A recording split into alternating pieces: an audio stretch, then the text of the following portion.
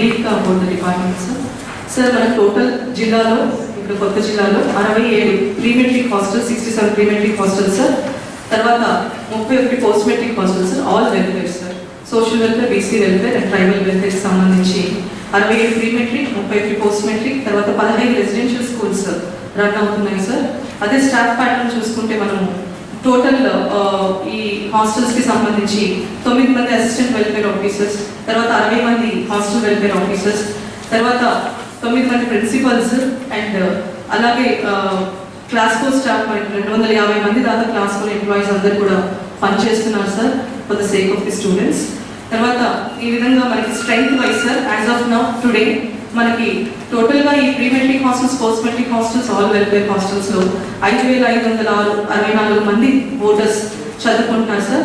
అదేవిధంగా residential schools total strength 5325 మంది టోటల్గా చదువుకుంటున్నారు సార్.